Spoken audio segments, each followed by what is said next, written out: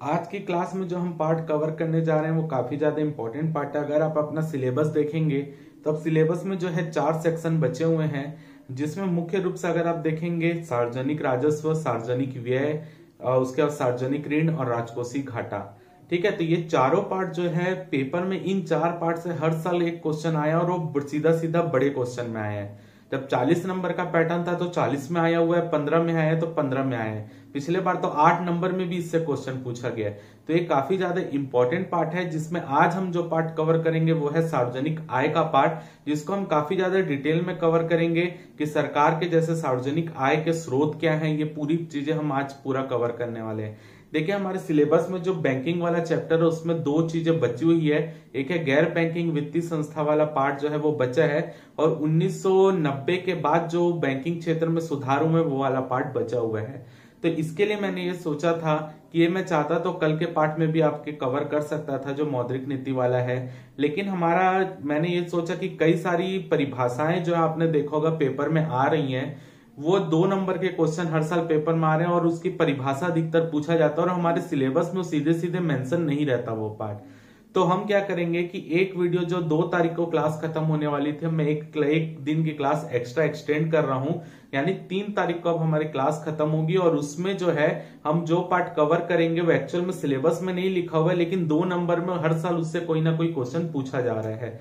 तो हम जितने भी परिभाषाएं वाला पार्ट है जो पेपर में सिलेबस में डायरेक्ट नहीं लिखा है, उसको हम 3 तारीख के वीडियो में कवर करने का प्रयास करेंगे, जिसमें हम ये देखेंगे जो भी परिभाषाएं हैं वो पार्ट कवर करेंगे, और जो हमारा बैंकिंग सेक्टर का 2 चीज बचा उसको भी उसी दिन कवर करेंगे, ताकि वो वीडियो अच्छा लंबा बन जाए। और उसमें भी जो आपके 2 नंबर क्वेश्चन कहीं छूट सकते हैं तो जो हम कवर नहीं किए हैं वो पार्ट भी हम कवर कर लेंगे उसमें।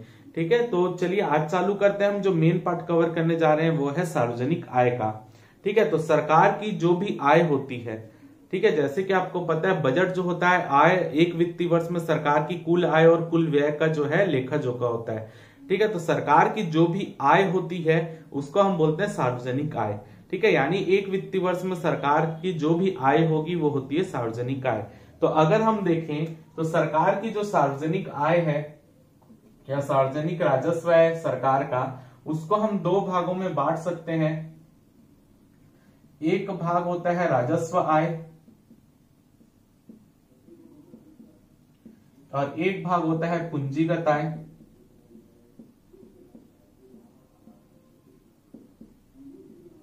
तो सरकार की ऐसी आय जिसे सरकार को भविष्य में लौटाना नहीं पड़ता उसको हम बोलते हैं राजस्व आय। यानी ये बोल सकते हो जो सरकार की शुद्ध आय होती है। तो सरकार की ऐसी आय जो सरकार को भविष्य में वो किसी को लौटाना नहीं पड़ता उसको बोलते हैं सरकार की शुद्ध आय, और उसी को बोलते हैं हम राजस्व आय। ठीक है, और पूंजीगत आय सरकार की ऐसी आय जिसे भविष्य में सरकार को लौटाना पड़ेगा उसको बोलते हैं पूंजीगत आय। जैसे कि सरकार मान लो किसी से ऋण ले रही है, तो ऋण ले रही है तो उसको लौटाना तो पड़ेगा, तो वो पूंजीगत आय है। लेकिन सरकार की ऐसी आय जो सरकार की शुद्ध आय होती है और सरकार को भविष्य में इसे लौटाना नहीं पड़ता किसी को, तो इसको बोलते हैं राजस्व आय, और जिसे लौटाना पड़ता उसको बोलते हैं पूंजीगत आय। क्लियर है? तो अगर हम राजस्व आय देखें तो राजस्व आय भी 2 प्रकार की होती है। एक होता है कर राजस्व और दूसरा होता है कर भिन्न राजस्व।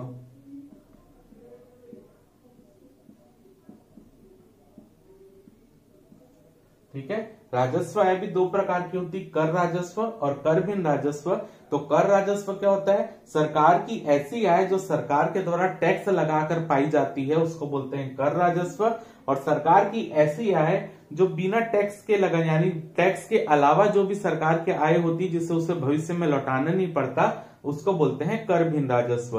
तो जैसे कि अगर हम देखें सरकार किसी से अनुदान प्राप्त कर रही है, तो सरकार जो अनुदान प्राप्त कर रही है उसको तो भविष्य में लौटाना नहीं पड़ेगा। वही अगर सरकार ऋण ले रही है तो उसको भविष्य में लौटाना पड़ेगा। तो ऋण और अनुदान में यही दोनों ही आर्थिक मदद होती है। जैसे कि सरकार को विश्व बैंक के द्वारा अनुदान दिया गया, अनुदान का मतलब ये होता है कि सरकार की एक आय हो गई, सरकार को उसको लौटाना नहीं पड़ेगा। लेकिन ऋण का मतलब क्या होता है? अगर सरकार ने विश्व बैंक से ऋण लिया बोलते हैं तो उसके बदले सरकार को एक निश्चित राशि ब्याज के रूप में भी देनी पड़ती है और ऋण को लौटाना भी पड़ता है, तो वो पूंजीगत आय है। लेकिन अनुदान हो गया तो वो कर भिन्न राजस्व हो गया, यानी राजस्व आय के अंतर्गत आ गया। तो पिछली बार जो है आपका डायरेक्ट 8 नंबर में क्वेश्चन पूछा था कि भारत सरकार के कर भिन्न राजस्व के स्रोत बताइए। तो इसको भी हम डिटेल में देखेंगे। हम जो बेसिक बस जानते हैं, जो ऋण अनुदान से आय होती है, उसके अलावा भी सरकार की कर भिन्न राजस्व से बहुत सारे क्षेत्र से आय होती है। जैसे कि अगर हम देखें यूपीएससी सरकार पेपर करवा रही है, यूपीएससी पेपर करा रहा है, जो लोग फॉर्म भर रहे हैं तो फॉर्म से भी तो सरकार की आय हो रही है, तो कर भिन्न राजस्व के अंतर्गत आएगा। तो ये सब चीजें हम डिटेल में कवर करेंगे कर भिन्न राजस्व में भी। तो अब यहाँ पर देखते हैं हम कर राजस्व को भी हम 4 श्रेणियों में बांट कर पढ़ेंगे आज। पहला कर राजस्व हम देखेंगे जो आय पर कर लगाए जाते हैं। आय पर कर यानी ऐसे कर जो सरकार के द्वारा आय पर लगाए जाते हैं। पहला भाग कर राजस्व के अंतर्गत हम ये देखेंगे, यानी कर राजस्व की पहली श्रेणी हो गई आय पर कर। दूसरा हम देखेंगे जो संपत्ति पर लगाया जाता है, संपत्ति अथवा पूंजी पर कर। ठीक है, जैसे आय पर कर में कौन कौन सा आ जाएगा, आयकर आ जाएगा, निगम कर आ जाएगा, ये सब अभी डिटेल में देखेंगे। तो इस आय पर कर के एग्जांपल क्या हो गए, जैसे कि अगर आप देख रहे हो कि आय कर लगता है, निगम कर लगता है, वो इसके अंतर्गत आएगा। संपत्ति व पूंजी कर के अंतर्गत आएगा संपत्ति कर, संपदा कर, ये सब चीजें आएंगी। तीसरा भाग अगर हम बांटे तो यहां पर जो हम पढ़ेंगे वो है वस्तुओं और सेवाओं पर कर।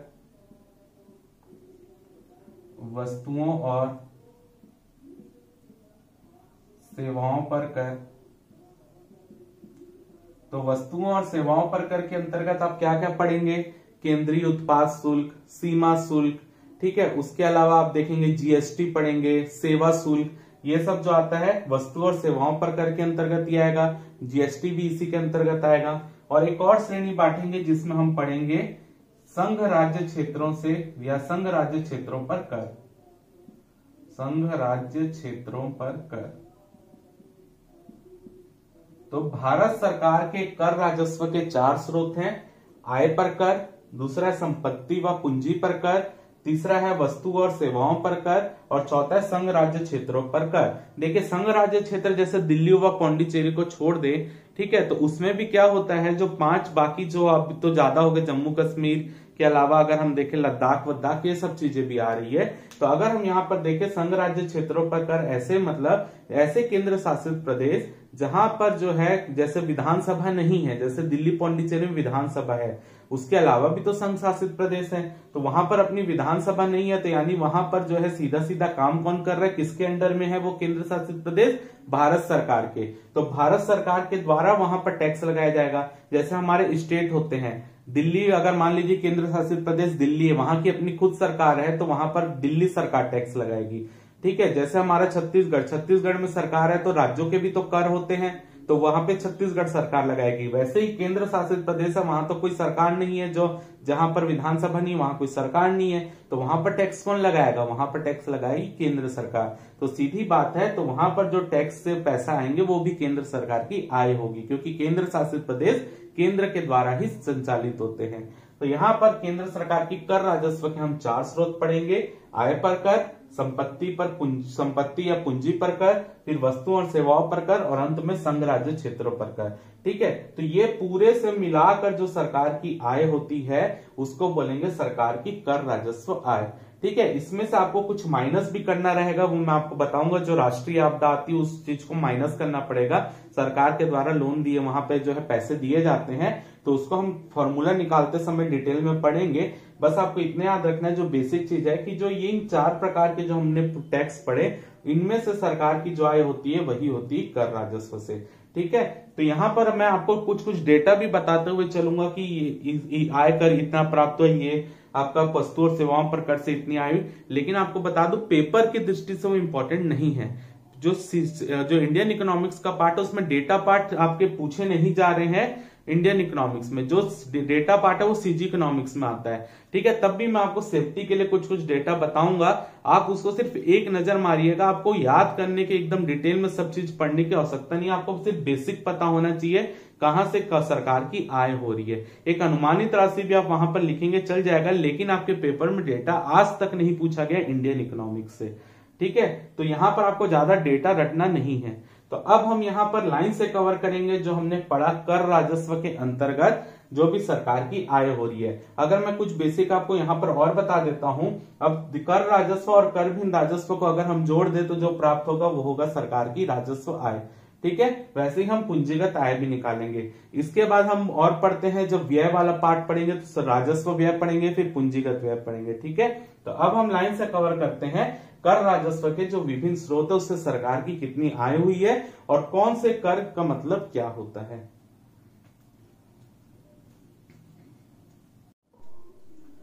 अब हम यहां पर देखने जा रहे हैं, जैसे कि हमने पढ़ा राजस्व आय दो प्रकार की होती, कर राजस्व और कर भिन्न राजस्व।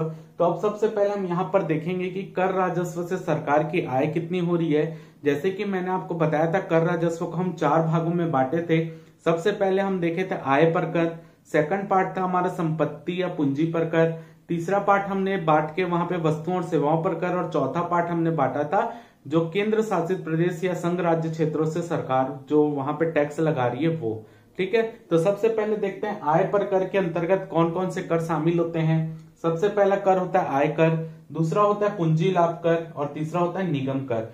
तो आय कर यानी इनकम टैक्स क्या होता है कि सरकार के द्वारा जो भी व्यक्ति की आय होती है उस पर जो टैक्स लगाया जाता है उसको आय कर बोलते हैं।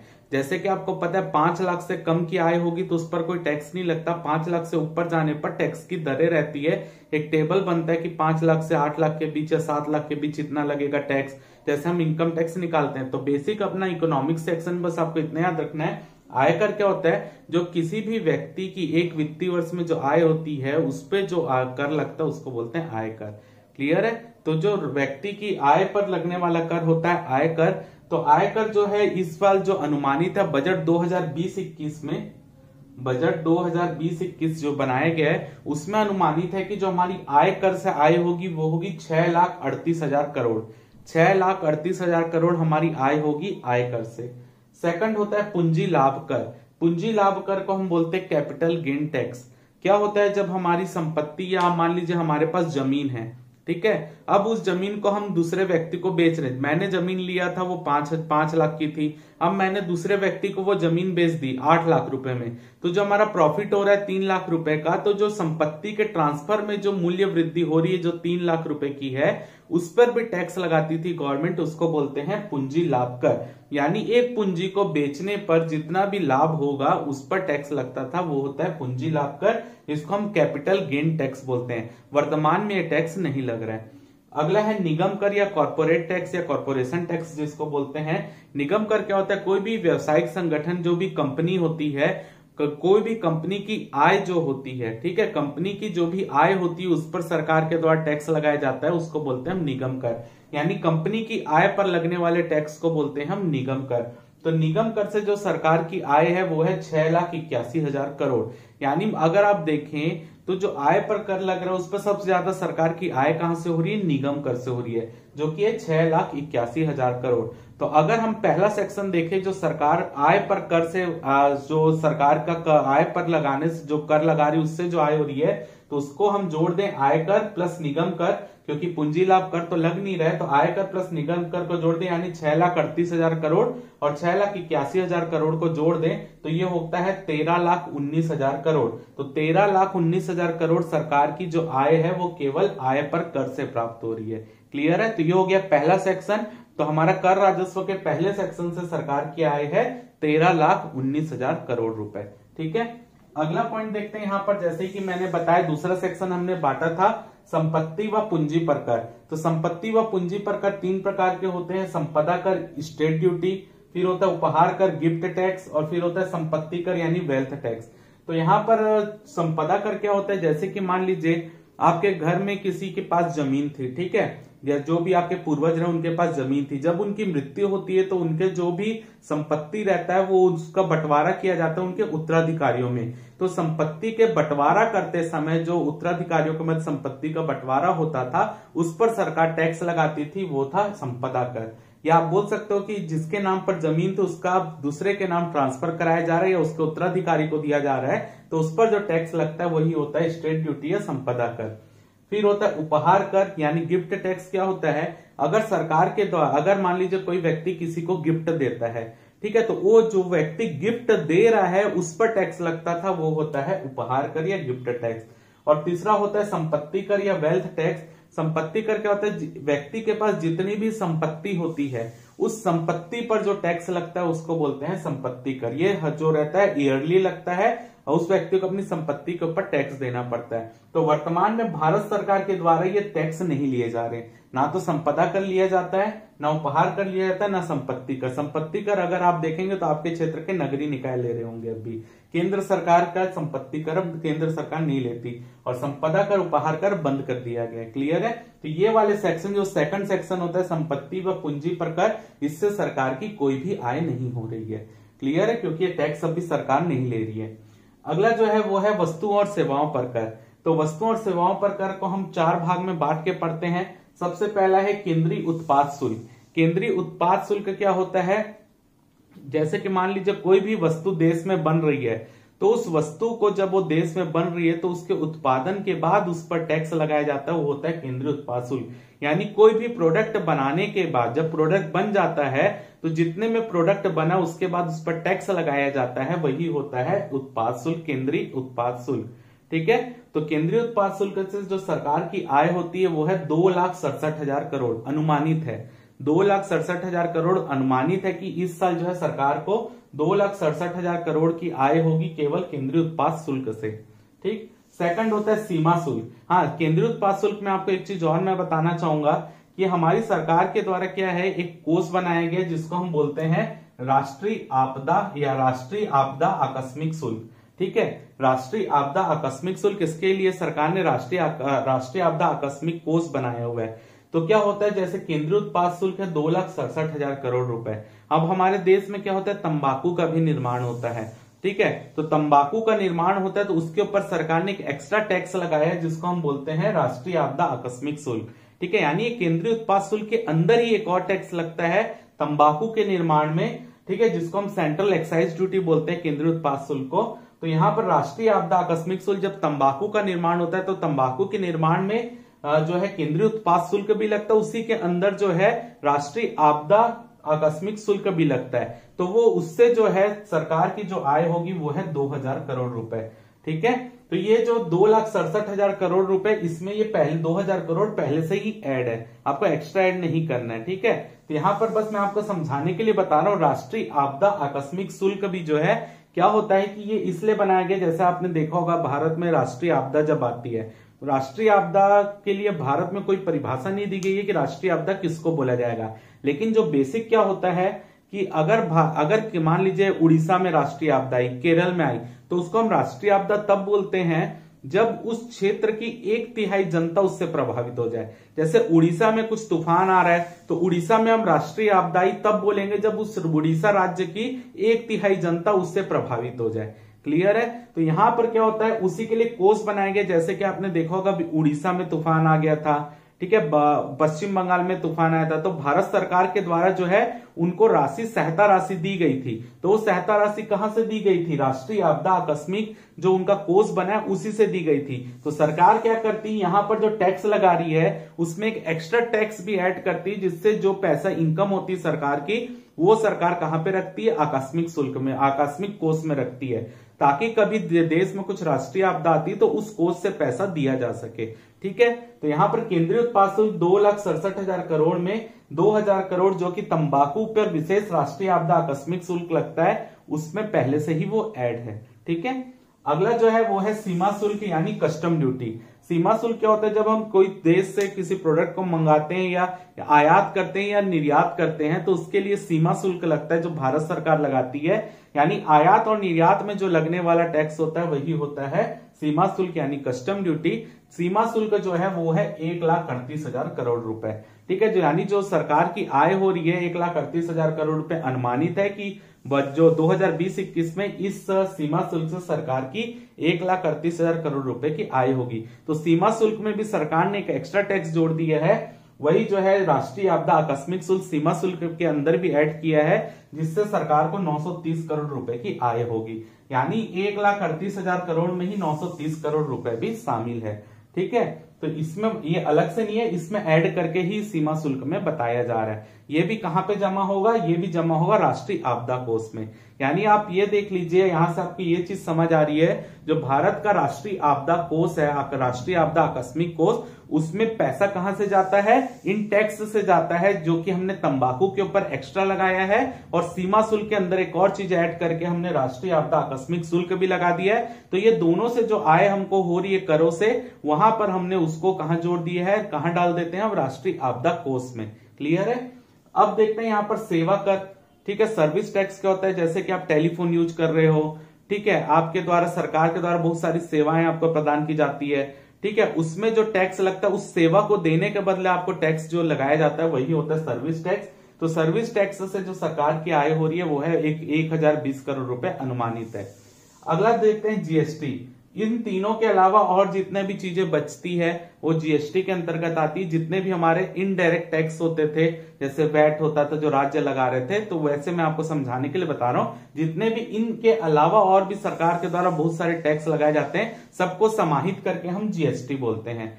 केंद्रीय जो है आपका मुख्य रूप से जो है जो वस्तु एवं सेवा कर जो है, केंद्रीय वस्तु एवं सेवा कर जो है, वही जीएसटी के अंतर्गत शामिल हो जाता है। तो जीएसटी भी 3 स्टेज में लगता है, जैसे कि मैंने आपको पहले भी बताया था। एक होता है जो केंद्र लगाता है, केंद्रीय जीएसटी, ठीक है, यानी सेंट्रल जीएसटी। एक होता है जो स्टेट लगाता है, स्टेट जीएसटी, और एक होता है इंटीग्रेटेड जीएसटी, जो केंद्र और राज्य दोनों लगाते हैं। ठीक है, तो ओवरऑल जीएसटी से जो सरकार की आय होगी वस्तु एवं सेवा कर से, वो है 6,90,500 करोड़।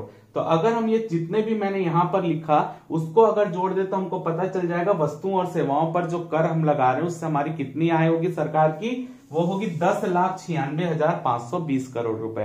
तो अगर हम देखें तो आय पर कर से हमारी आय कितनी हो रही है, 13,19,000 करोड़। यहां पर हमारा जो मुख्य रूप से अगर हम देखें, जो केंद्रीय उत्पाद शुल्क, सीमा शुल्क, सेवा कर और जीएसटी को जोड़ के जो आय हो रही है वो हो रही है 10,96,520 करोड़।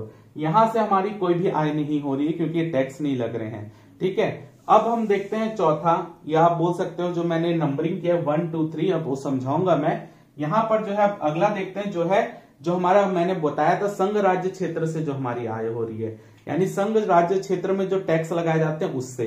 तो संघ राज्य क्षेत्र में जो केंद्र सरकार टैक्स लगाती है वो है भू राजस्व। नॉर्मल स्थिति में राज्य सरकार लगाती है टैक्स, लेकिन संघ राज्य क्षेत्रों में राज्य सरकार तो काम नहीं करती। जैसे दिल्ली और पौंडीचेरी को छोड़ दे तो बाकी जितने संघ राज्य क्षेत्र हैं वहां पर सरकार जो है नहीं होती, वहां पे केंद्र सरकार ही संचालन करती है। तो भू राजस्व टैक्स, स्टाम्प शुल्क, राज्य उत्पाद शुल्क, ठीक है, बिक्री कर, वाहन कर, और जो वहां का जीएसटी जो स्टेट जीएसटी होता है, तो यहाँ पर यूनियन टेरिटरी इसलिए इसको यूजीएसटी बोल रहे हैं, यानी यूनियन टेरिटरी में जीएसटी। अगर नॉर्मल राज्य होता है तो वहां स्टेट जीएसटी बोलते। ठीक है, तो इतने सारे को मिलाकर टैक्स जो है इतने सारे केंद्र शासित प्रदेश में लगाते हैं। तो इन पूरे टैक्स को भू राजस्व टैक्स, स्टाम्प शुल्क, राज्य उत्पाद शुल्क यानी राज्य के अंतर्गत जो प्रोडक्ट बन रहा है उस पर टैक्स लग रहा है, बिक्री कर जो उनकी बिक्री हो रही है प्रोडक्ट की उस पर टैक्स लग रहा है, वाहनों पर टैक्स लग रहा है, और जीएसटी जो यूनियन टेरिटरी में लग रहा है, इन सब को मिला दिया जाए तो जो आय होगी उसी को हम बोलेंगे कि राज्य जो आपका केंद्र शासित प्रदेशों से होने वाली कर राजस्व। तो केंद्र शासित प्रदेशों से जो यूनियन टेरिटरी टैक्स है वो कितना है, 7500 करोड़ रुपए। ठीक है, तो अगर हमको बताना है कि हमारा कर राजस्व कितना है तो हम किसको जोड़ देंगे, आय पर कर को जोड़ देंगे, प्लस यूनियन टेरिटरी से जो हमको आय हो रही है करों से उसको जोड़ देंगे, प्लस वस्तु और सेवाओं पर जो कर लगा है उसको जोड़ देंगे। क्योंकि ये वाला संपत्ति और पूंजी कर तो अब सरकार लेती नहीं, तो इसको हम नहीं ले रहे हैं। ठीक है, तो 1 + 2 + 3 कर देंगे तो जो भी हमको आय प्राप्त होगी वो हमारी कर राजस्व की आय है। लेकिन क्या होता है यहां पर अगर हम देखें तो आपका कर राजस्व अगर आप देखें तो यहां पर मैंने आपको बताया राष्ट्रीय आपदा आकस्मिक शुल्क को भी मैंने अलग से बताया आपको कि 2000 करोड़ और 930 करोड़ रुपए। लेकिन इसका प्रयोग सरकार जो है आम जनता के लिए नहीं करती, जब देश में राष्ट्रीय आपदा आती है तब करती है। ठीक है, तो इसको हम माइनस कर देंगे। जो हमारा राष्ट्रीय आपदा आकस्मिक शुल्क से हमारी जो आय हो रही है, जैसे केंद्रीय उत्पाद शुल्क में तंबाकू में लगाए थे, सीमा शुल्क में लगाए थे, तो उसमें जो एक्स्ट्रा आय हमारी राष्ट्रीय आपदा आकस्मिक शुल्क के कारण हो रही है उसको हम घटा देंगे, क्योंकि इसका प्रयोग तभी होगा जब देश में आपदा आएगी। ठीक है, तो हमारा क्या हो जाएगा 1 + 2 + 3 -4। ठीक है, 4 में हमने 2000 करोड़ प्लस 930 करोड़ यानी 2930 करोड़ हुआ अनुमानित। तो 1 + 2 + 3 -4 कर देंगे तो जो वैल्यू प्राप्त होगा वो हमारा होगा कर राजस्व। क्लियर है, यानी 1 2 3 -4 करने से हमारे जो प्राप्त हो रहा है वही है कर राजस्व। तो आप बोल सकते हो सरकार का कर राजस्व जो है वो है 24,20,090 करोड़ रुपए। ठीक है, 24,20,090 करोड़ रुपए सरकार का कर राजस्व है। लेकिन अब यहां पर अगर हम देखें तो सरकार क्या करती है, कुछ कर ऐसे होते हैं जो सरकार लेती है लेकिन उसका कुछ हिस्सा उनको राज्यों को भी देना पड़ता है। ठीक है, जैसे जीएसटी लगा तो जीएसटी का भी कुछ हिस्सा राज्यों को देना पड़ता है। कई टैक्स ऐसे होते हैं जो सरकार लगाती है लेकिन उसका हिस्सा राज्यों को उसको देना पड़ता है। तो अगर हम देखें तो जो टोटल कर राजस्व हमको प्राप्त हो रहा है उसमें से राज्य सरकार जो राज्यों का हिस्सा है वो है 7,84,180 करोड़ रुपए, 7,84,180.87 करोड़ रुपए। यानी केंद्र सरकार की जो कर राजस्व से जितनी आय हो रही है उसमें से उसको कुछ हिस्सा राज्यों को भी देना पड़ता है, क्योंकि राज्य का जो हिस्सा है, कुछ टैक्स ऐसे होते हैं जो केंद्र लगाते हैं लेकिन राज्य को उनको पैसा देना पड़ता है। ठीक है, तो यहां पर अगर वो देखें तो राज्यों का हिस्सा जो है वो है 7,84,180.87 करोड़ रुपए। तो अगर हम देखें अब हमको निकालना है सरकार का शुद्ध कर राजस्व कितना है या निवल कर राजस्व कितना है। तो वो क्या होगा, अगर हमारा जो सरकार का कर राजस्व है 24,20,090 करोड़ रुपए, उसमें से अगर हम राज्यों के हिस्से को घटा दें तो जो आय प्राप्त होगी वो हमारी केंद्र सरकार की शुद्ध कर राजस्व या निवल कर राजस्व है। तो शुद्ध कर राजस्व या निवल कर राजस्व क्या हो गया, केंद्र सरकार की कर राजस्व से कुल आय माइनस राज्यों का हिस्सा। तो कुल आय कितनी थी 24 लाख, जो थी 24,20,090 करोड़ रुपए, और जो राज्यों का हिस्सा वो है 7,84,180.87 करोड़ रुपए। अगर इसमें से इसको घटा दें तो जो हमारा शुद्ध कर राजस्व या निवल कर राजस्व निकलेगा केंद्र सरकार का वो है 16,35,909.13 करोड़ रुपए। तो सरकार का कर राजस्व कितना हुआ, शुद्ध कर राजस्व 16,35,909.13 करोड़ रुपए। तो सरकार का शुद्ध कर राजस्व इतना हो गया। कर राजस्व बोला गया है तो कर राजस्व सीधा 24,20,090 करोड़ रुपए। ठीक है, उसमें से जो है ये जो है उसका राज्यों का हिस्सा है जो 7,84,180 करोड़ रुपए, वो माइनस करने से शुद्ध कर राजस्व निकल जाएगा। तो इस तरीके से हमने कर राजस्व देख लिया। तो अभी वर्तमान में जो अनुमानित है वो है 16,35,909 करोड़ रुपए केंद्र सरकार का शुद्ध कर राजस्व होगा। क्लियर। अब हम यहां पर देखते हैं कि सरकार का कर भिन्न राजस्व कितना है, फिर हम कर राजस्व और कर भिन्न राजस्व को जोड़ देंगे तो हमारा पता चल जाएगा सरकार की राजस्व आय कितनी है। क्लियर है।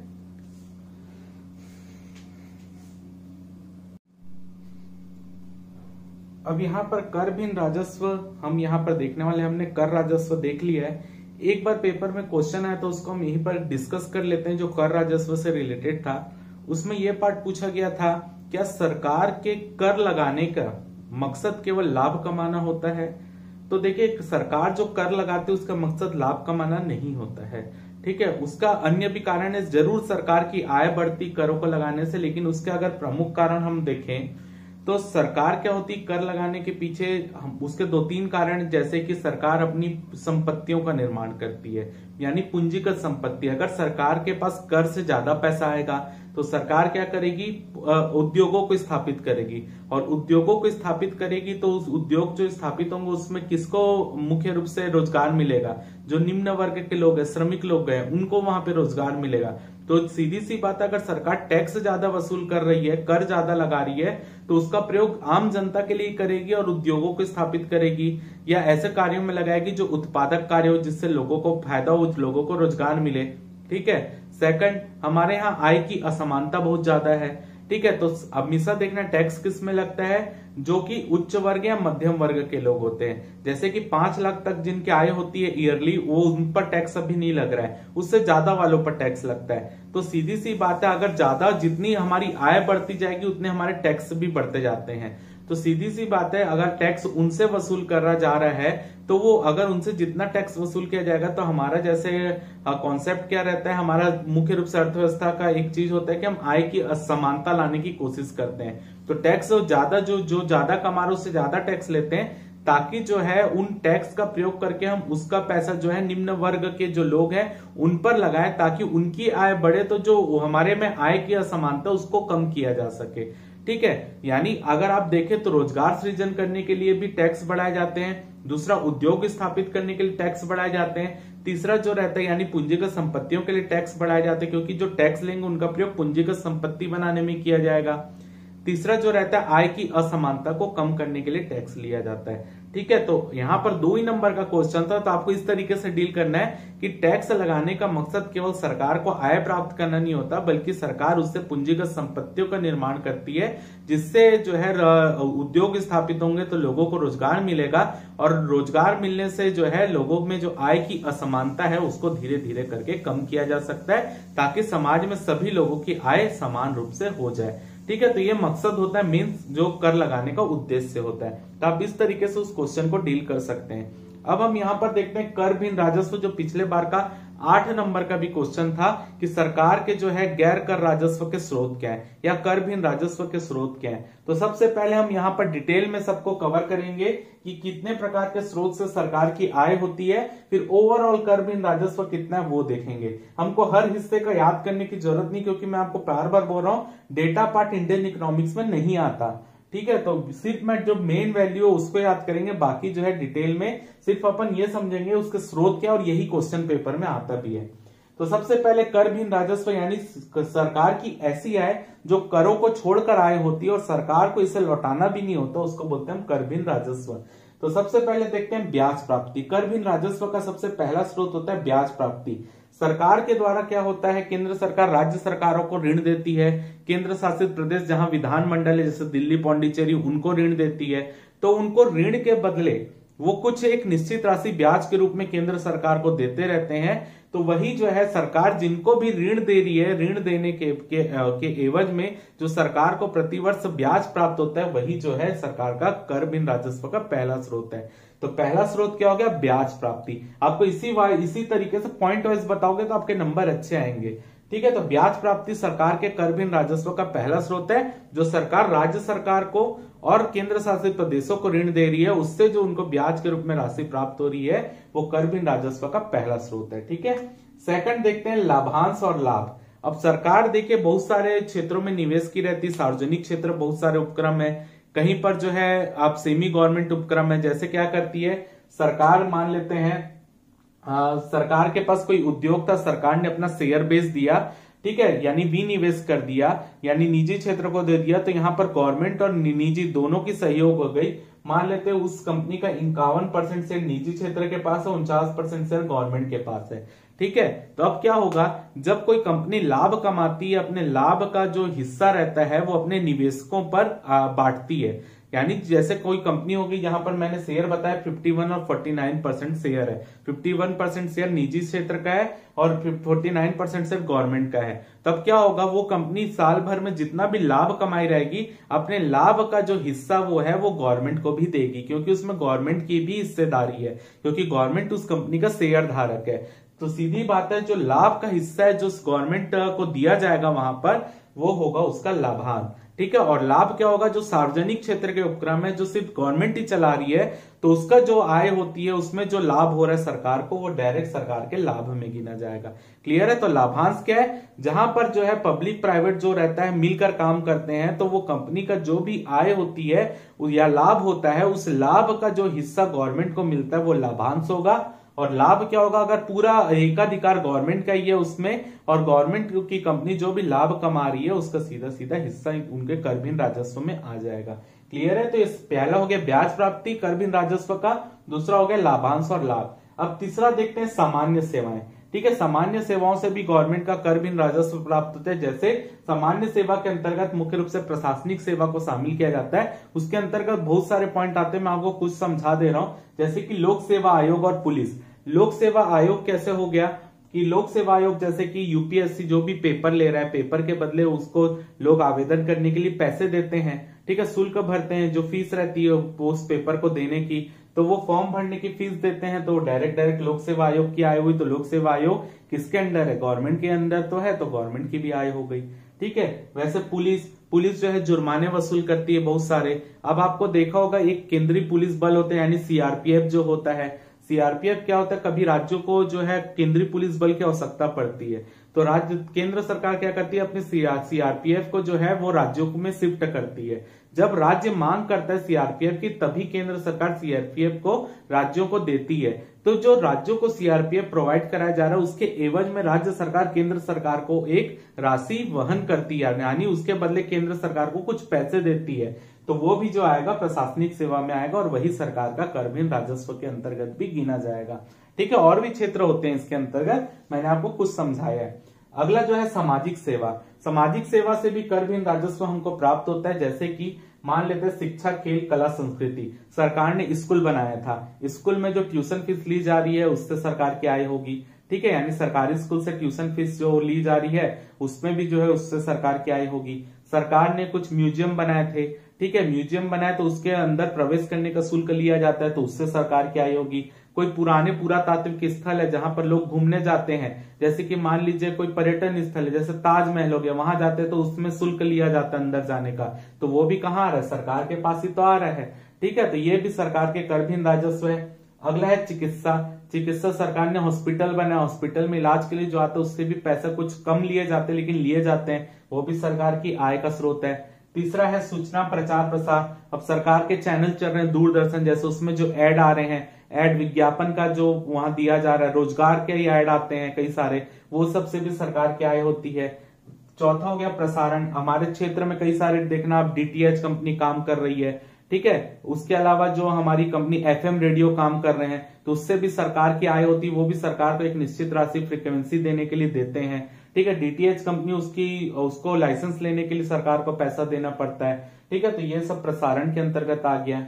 उसके बाद सामाजिक सुरक्षा के अंतर्गत जैसे एलआईसी होती है, एलआईसी सरकार की कंपनी, उसमें जो लोग बीमा कराने आते हैं उसका भी कुछ शुल्क जो है एलआईसी के द्वारा सरकार को ही पे किया जाता है, तो वो भी इसी के अंतर्गत आता है। तो ये सब हो गया सामाजिक सेवा के अंतर्गत, ये क्षेत्र आते हैं जिससे सरकार का कर भिन्न राजस्व प्राप्त होता है। अगला हम देखते हैं सिंचाई एवं बाढ़ नियंत्रण। सिंचाई एवं बाढ़ नियंत्रण के अंतर्गत जैसे आप देखना कई सारे हमारे राज्य सरकारें रहती है, वो सर्वेक्षण कराती है कि हमारे यहाँ भूमिगत जल कितना है। तो भूमिगत जल का सर्वेक्षण किससे कराया जाता है? केंद्रीय भूजल बोर्ड से कराया जाता है, जो कि सरकार के अंडर आता है। तो अब राज्य सरकार इनवाइट करेगी केंद्रीय भूजल संगठन को कि आप आकर हमारे यहाँ जो है भूमिगत जल का सर्वेक्षण करो, तो उसके बदले उनको कुछ पैसे भी तो दिए जाएंगे। तो जो राज्य सरकार के द्वारा सर्वेक्षण करने के लिए जो पैसे दिए जाते हैं केंद्रीय भूजल संगठन को, वो पैसा भी केंद्रीय सरकार के कर भिन्न राजस्व के अंतर्गत आएगा। अगला है ऊर्जा सेक्टर। केंद्र सरकार के द्वारा नाभ की ऊर्जा बनाई जा रही है, ठीक है। उसके बाद जो है केंद्र सरकार के द्वारा अगर आप देखें कोयले से ऊर्जा निर्माण किया जा रहा है, यानी ताप ऊर्जा, जल ऊर्जा, ये सब भी निर्माण किया जा रहा है। तो ये सब भी जो पैसे होते हैं जो उनसे आय होती सरकार की, वो भी कर भिन्न राजस्व के अंतर्गत आती है। इसके अलावा सरकार जो पेट्रोलियम का जो करती, पेट्रोल के ऊपर रॉयल्टी लगाती, कोयले के ऊपर रॉयल्टी लगाती है, वो सब भी जो है पूरा सरकार के कर भिन्न राजस्व का ही भाग है, ठीक है। जो सरकार पेट्रोलियम में रॉयल्टी लगा रही, कोयले में रॉयल्टी लेती है, वो सब उसके कर भिन्न राजस्व का ही हिस्सा है। अगला है पोत परिवहन। पोत परिवहन जैसे सरकार उन्हीं व्यक्तियों को जहाज की अनुमति देती है जहाज चलाने के लिए समुद्र में, नदियों में, जिसके पास लाइसेंस होता है। तो उस लाइसेंस के लिए भी, जो लाइसेंस देने के लिए भी सरकार को पैसा दिया जाता है, तो वही जो है पोत परिवहन के अंतर्गत भी कर भिन्न राजस्व में लाइसेंस देने के लिए सरकार की आय हो रही है। सड़क व पुल। सरकार के द्वारा सड़कों का निर्माण कराया जाता है, ब्रिज का निर्माण किया जाता है, और जब वो निर्माण हो जाता है उसके बाद उसके ऊपर टोल टैक्स लिया जाता है।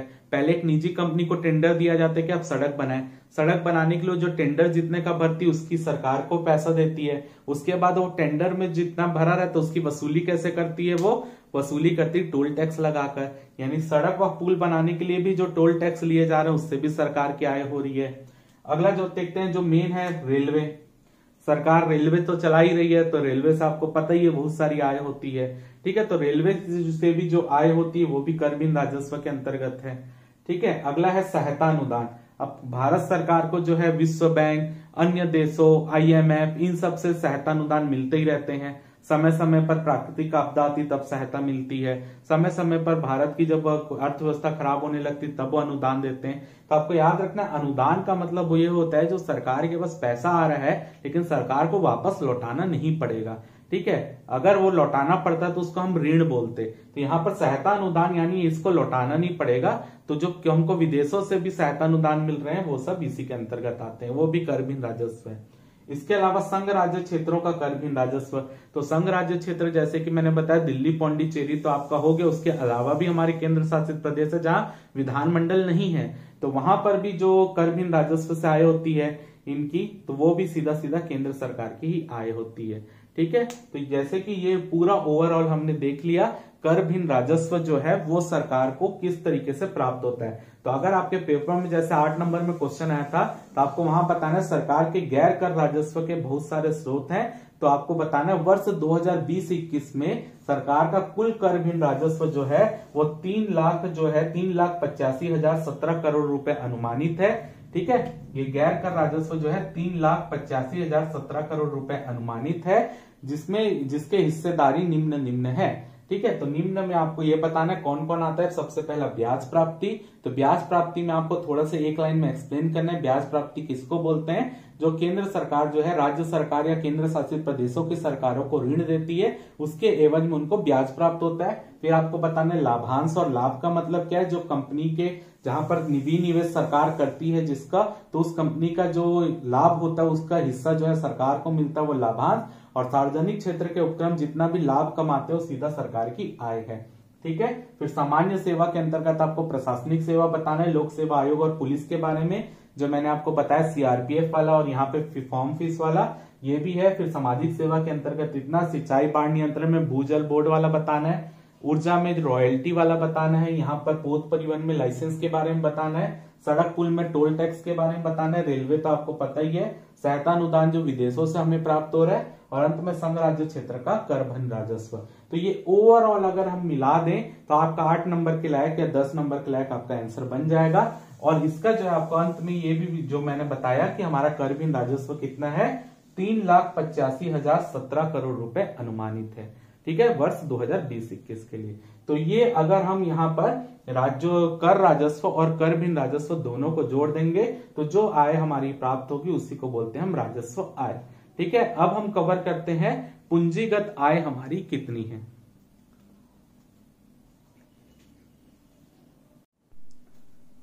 अब हम यहाँ पर देखते हैं कि सरकार की जो है पूंजीगत प्राप्ति यानी पूंजीगत आय क्या है। देखिए, जैसे कि मैंने आपको पहले भी बताया, सरकार के द्वारा जो है ऐसी सरकार की ऐसी आय जिसे उसे भविष्य में लौटाना पड़ता है उसको बोलते हैं हम पूंजीगत आय। लेकिन ये परिभाषा के तौर पर सही है, लेकिन हाँ अगर हम प्रैक्टिकल के तौर पर देखें तो सरकार की कुछ ऐसी भी आय होती है जो अपनी वो पूंजियों को बेचकर प्राप्त करती है। जैसे कि मान लीजिए अभी भारत सरकार के द्वारा अपनी सार्वजनिक क्षेत्र की कई कंपनियों को बेच दिया गया, यानी विनिवेश कर दिया गया। ठीक है, विनिवेश यानी वो रणनीतिक तौर पे विनिवेश किया गया, यानी वो अपने शेयर को बेचकर भी कुछ प्राप्त करती है। ठीक है, तो उसको भी वो भी सरकार क्योंकि अपनी पूंजी बेच रही है तो उसको पूंजीगत प्राप्ति के अंतर्गत गिना जाना है। लेकिन आप यहाँ पर कंफ्यूज मत होइएगा, क्योंकि हमने कर भिन्न राजस्व में हमने लाभांश और लाभ पढ़ा है। लाभ का हिस्सा मतलब जब सरकार अपना विनिवेश करती है कंपनी को, तो वो कंपनी जब काम करती है तो उस वर्ष उस कंपनी ने काम करके जो लाभ कमाया होता है उसका हिस्सा जो है कुछ हिस्सा अपने शेयर धारक यानी गवर्नमेंट को देती है, वो होता है लाभांश। लेकिन जब सरकार अपना विनिवेश कर रही है यानी अपने जो कंपनी उसको बेच रही है, अपने हिस्से को बेच रही है, तो वो कुछ पैसों में ही तो बेचेगी, तो वो जो है वो सरकार की पूंजीगत आय में आता है। क्लियर है, तो वो उसको लेकर कोई ये कंफ्यूजन मत कीजिएगा। तो यहां पर देखते हैं जो सरकार की पूंजीगत प्राप्ति के दो स्रोत होते हैं, एक होता है ऋण और एक होता है ऋण के अलावा ऋण भिन्न स्रोत। ठीक है, तो ऋण के अंतर्गत उस चीज को गिना जाता है जैसे सरकार के द्वारा जो है बहुत सारे ऋण लिए जाते हैं, ठीक है, जैसे विश्व बैंक से ऋण ले रहा है सरकार आरबीआई से ऋण ले रही है, सरकार जो होती है आईएमएफ से ऋण ले रही है, सरकार दूसरे देशों से ऋण ले रही है, तो वो सब ऋण के अंतर्गत आता है। यानी जिसके अगर सरकार इसको ले रही है तो भविष्य में जो है इसका कुछ हिस्सा ब्याज के रूप में भी देगी और भविष्य में इन ऋणों को लौटाएगी भी। तो इसी को बोलते हैं हम ऋण। यानी गवर्नमेंट के द्वारा जो भी ऋण लिए जा रहे हैं, चाहे वो विदेशों से लिए जा रहे हो, चाहे आरबीआई से लिए जा रहे हो, चाहे विश्व बैंक से ले रहे हो या आईएमएफ से, वो सभी ऋण इसी के अंतर्गत आते हैं। क्लियर है? तो सरकार से जो ऋण की आय जो सरकार इस वर्ष ऋण लेने वाली है वो अनुमान लगाया गया है 8,49,340 करोड़ रुपए का। यानी इस साल जो है इस वित्तीय वर्ष में सरकार के द्वारा 8,49,340 करोड़ रुपए का ऋण लिया जाएगा। ठीक है, ये उनका अनुमान है। अगला जो देखते हैं वो ऋण भिन्न आय। ऋण भिन्न आय को हम दो प्रकार से बांटते हैं, एक है विनिवेश और एक है ऋण व अग्रिम की वसूली से। ठीक है, अब जैसे कि यहाँ पर विनिवेश से आय क्या हुआ, विनिवेश से आय ये हुआ सरकार ने अपने जो शेयर थे उसको बेच दिए। यानी सरकार के पास जो शेयर थे सरकार ने उस शेयर को बेच दिया। ठीक है, अपनी कंपनी के शेयर बेच दिए। जैसे अभी बहुत सारे सार्वजनिक उपक्रम को सरकार बेच रही, तो उससे जो भी निजी क्षेत्र उसको खरीद रहा है तो वो सरकार से जो सरकार को जिस वैल्यू में वो खरीद रहा है वही वैल्यू विनिवेश की वैल्यू होगी। यानी सरकार अपने सार्वजनिक उपक्रमों को बेचकर जो आय प्राप्त कर रही वो उसके विनिवेश में आएगा।